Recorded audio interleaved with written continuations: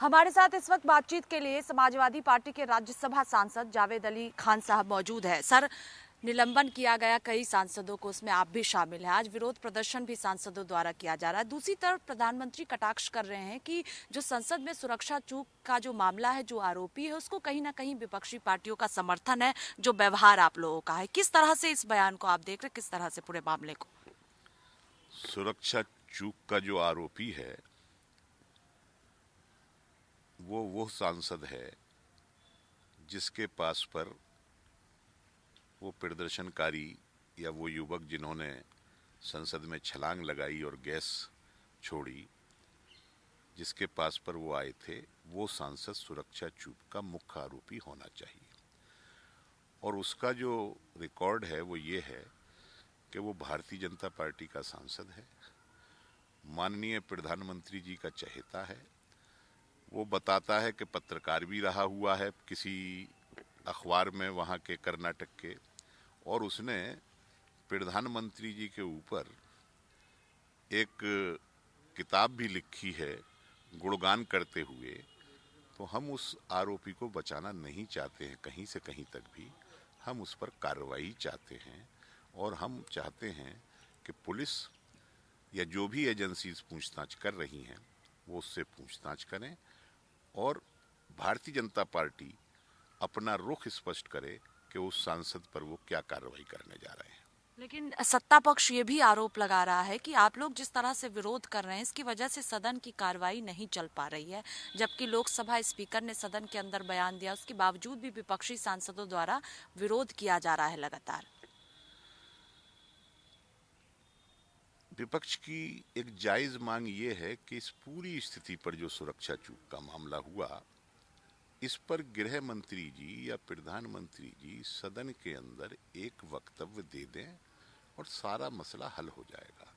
लेकिन पिछले कई सत्रों से, खासतौर से 2019 के बाद से ये देखने में आया है कि जब भी विपक्ष ने मांग की है कि गृह मंत्री बयान दें या प्रधानमंत्री बयान दें, तो ये उसे प्रतिष्ठा का सवाल बना लेते हैं और पूरे पूरे सदन में ये संसद के अंदर कदम भी नहीं रखते हैं। तो लोकतंत्र के अंदर ऐसी हठधर्मिता या ऐसी जिद नहीं चलती है। संसद के अंदर किसी मंत्री का या गृह मंत्री या प्रधानमंत्री का बयान दिया जाना ये कोई ऐसी बात नहीं है जो कभी ना हुई हो।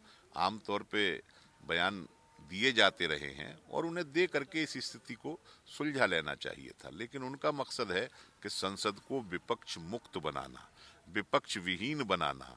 वो अपनी इस प्लानिंग पर काम कर रहे हैं। सर, इससे हटकर एक सवाल है, आज इंडिया गठबंधन की चौथी बैठक होने जा रही है। मध्य प्रदेश में जो कांग्रेस और समाजवादी पार्टी के बीच रिश्तों में खटास देखने को मिली थी, आज दोनों दल एक साथ बैठक में मौजूद रहेंगे, तो लगता है कि वो रिश्तों की जो दूरी हुई थी वो आज नजदीकियां बढ़ेगी। देखिए, बातें जो पुरानी हैं उनका कोई तस्करा इस बैठक के अंदर नहीं हो रहा है।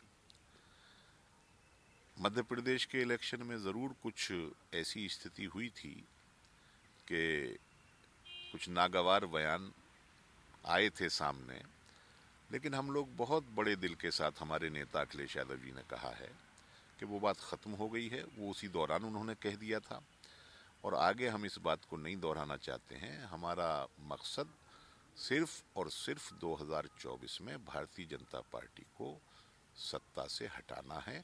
उसके लिए सब घटक दल आपस में मिलकर के अपनी योजना बनाएंगे। आखिरी सवाल है कि सीट शेयरिंग को लेकर कहा जा रहा है कि आज बैठक में चर्चा होगी, तो आपको लगता है कि बात बन जाएगी, कोई विवाद उत्तर प्रदेश को लेकर खास तौर पर नहीं होगा, चाहे समाजवादी पार्टी की बात हो, कांग्रेस पार्टी की बात हो या फिर रालोद की बात हम करते हैं? ये आज का ही प्रश्न नहीं है। जब पहली बैठक पटना में हुई थी, उस बैठक में भी और उसके बाद जो दो बैठकें और हुई, उसमें समाजवादी पार्टी की तरफ से ये कहा गया कि सीट शेयरिंग का काम या सीटों के आइडेंटिफिकेशन का काम जल्द से जल्द हम लोगों को पूरा कर लेना चाहिए। मैं आपको बता दूं कि जब इंडिया गठबंधन में जो भी घटक दल शामिल हुए थे, तो इस फैसले के साथ हुए थे कि वो सीट शेयरिंग पर कोई विवाद नहीं करेंगे और आपसी सहमति से सीटों का बंटवारा कर लेंगे। तो मेरे ख्याल से वो संकल्प सबका है और वो बहुत ही शालीनता के साथ बहुत ही अच्छे तरीके से उसको जल्दी ही हल कर लिया जाएगा। बहुत शुक्रिया बातचीत के लिए। कैमरा पर्सन रोहित के साथ स्वाति पाठक, भारत समाचार, दिल्ली।